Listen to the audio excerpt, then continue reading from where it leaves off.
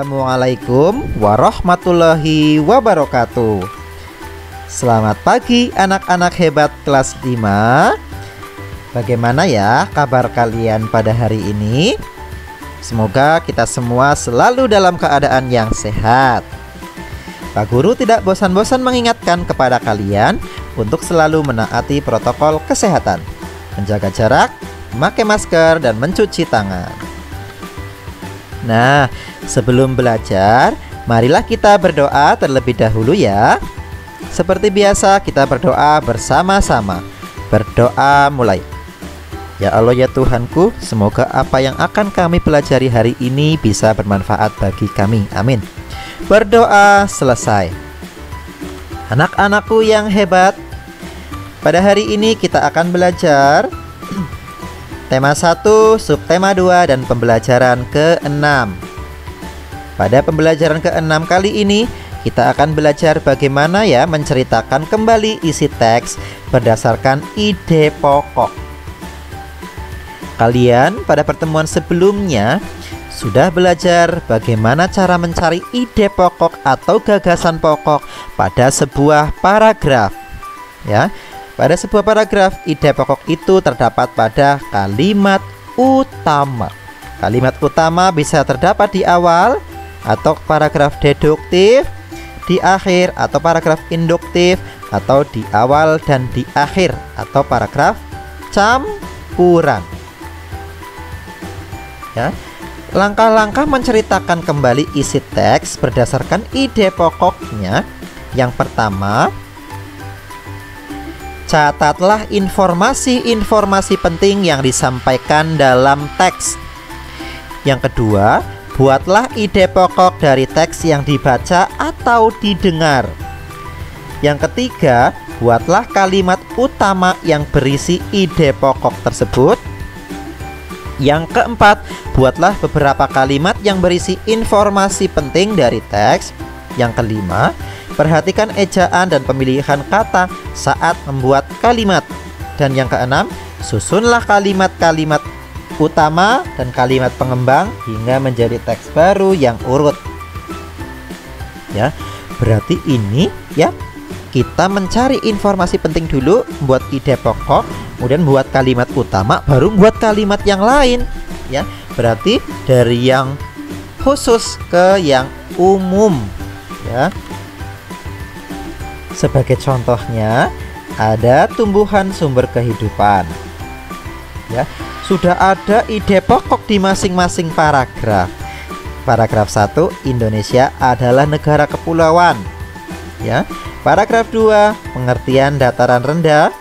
Yang ketiga, pantai termasuk dataran rendah. Yang keempat, pengertian dataran tinggi. Dan yang kelima, jenis tumbuhan di dataran tinggi dan dataran rendah. Nah, setelah ada seperti ini ide pokok, maka kita buat apa? Kalimat utama. Sebagai contoh paragraf 1, ide pokoknya Indonesia adalah negara kepulauan. Kalimat utamanya bagaimana ya? Misalnya ya, Indonesia adalah negara kepulauan, yang terdiri dari 5 pulau besar dan ribuan pulau kecil. Nah, titik. Boleh nggak? Boleh. Setelah buat kalimat utama, maka kalian buat kalimat pendukungnya. Dikembangkan dari kalimat utama itu. Ya, kemudian jadilah sebuah paragraf yang padu. Nah, itu adalah cara menceritakan kembali ya isi teks dari sebuah ide pokok. Nah, coba dari teks bagaimana jagung berkembang biak, kalian buat sebuah teks ya dari ide pokok. Dari ide pokok ke 5 paragraf yang ada di layar. Oke ya, boleh di screenshot dulu.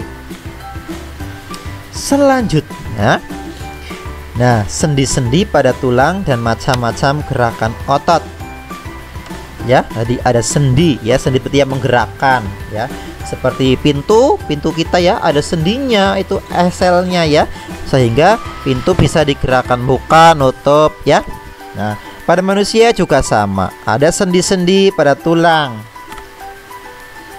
Tulang adalah tulang satu dengan tulang yang lain dihubungkan dengan sendi, ya, seperti pada pintu, ya. Pintu dengan kusen itu dihubungkan dengan sendi eselnya, ya. Nah, ini adalah rangka manusia, ya, tulang-tulangnya. Mereka saling dihubungkan dengan sendi, ya. Nah, lihat gambarnya, pada leher ada sendi putar, maka digerakkan dengan memutar, ya, samping kanan, samping kiri, ya, itu sendi putar pada leher kita. Kemudian pada lengan kita, ya, pada sikut ada sendi engsel, hanya dapat digerakkan ke satu arah, ya. Jadi sendi engsel itu hanya dapat digerakkan ke satu arah. Coba kalian gerakan tangan kalian, hanya dapat digerakkan ke satu arah, ya, ke atas, ya, ke atas kayak gitu, ya. Selanjutnya sendi peluru, ya. Sendi peluru itu ada di atas paha, ya, yang menghubungkan paha dengan tulang apa itu? Iya. Sendi peluru dapat digerakkan ke semua arah, ya. Kanan, kiri, atas, depan, belakang, ya, dapat digerakkan ke semua arah, atas, bawah. Sendi pelana ada di pergelangan tangan, dapat digerakkan ke dua arah, ya. Selanjutnya sendi geser, ya. Ini pada pergelangan kaki hanya dapat menggeser. Nah, ini tadi, ya, letak-letak dari sendi-sendi pada manusia dan arahnya. Oke, ya. Ini adalah sendi-sendi yang dimiliki oleh manusia, sehingga kita bisa menggerakkan tangan kita, tulang kita, kaki kita, ya, dan bagian tubuh yang lain itu karena ada sendi. Seperti pada robot-robotan, ya, itu ada sendi-sendinya sehingga dapat digerakkan. Yang selanjutnya adalah macam-macam gerak otot pada manusia. Yang pertama ada gerak menekuk atau meluruskan. Gerakan dilakukan pada bagian sendi engsel dan sendi pelana. Contoh nekuk dan meluruskan, gerakan lutut, siku, dan ruas-ruas jari tangan. Ruas-ruas berarti ini jari kita ada berapa ruas, ya? Coba telunjuk kalian, ada 3 ruas, ya, 3 potongan jari. Itu bisa digerakkan, menekuk, dan melurus. Kemudian gerakan menurunkan atau menekan ke bawah. Gerakan menggunakan bagian tubuh. Contohnya gerakan menghentakkan kaki dan menekan benda menggunakan tangan. Kemudian gerakan menaikkan, gerakan dilakukan dengan menaikkan bagian tubuh. Contohnya saat mulut terbuka kemudian kembali menutup. Gerakan memutar, gerakan dilakukan pada sendi putar dan peluru. Contohnya gerak kepala menengok ke kanan dan ke kiri. Gerak menjauhkan dan mendekatkan tubuh dilakukan dengan menjauhkan dan mendekatkan tubuh. Contohnya gerak merentangkan tangan dan menggerakkan kaki ke arah samping. Gitu, ya. Nah, sekarang bagaimana, ya, kita menggambar cover itu? Masih ingat cover, ya? Iya, cover itu adalah sampul, sama dengan sampul.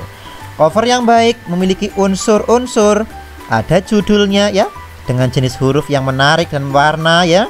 Kalimat penjelas yang singkat dan mudah dipahami, nama penulisnya, identitas penerbit, gambar yang menarik, sinopsis isi buku pada cover belakang, ya, atau cerita singkat tentang isi buku, dan identitas buku pada punggung buku. Seperti pada contoh ini, ya. Dan di pertemuan sebelumnya kita juga sudah belajar bagaimana sampul buku yang baik. Coba tugas dari Pak Guru, gambarkan satu saja sampul buku yang memuat unsur-unsur cover yang baik. Ya, sampai di sini dulu pembelajaran kita pada hari ini. Wassalamualaikum warahmatullahi wabarakatuh. Sampai jumpa di video yang selanjutnya. Tetap semangat belajar.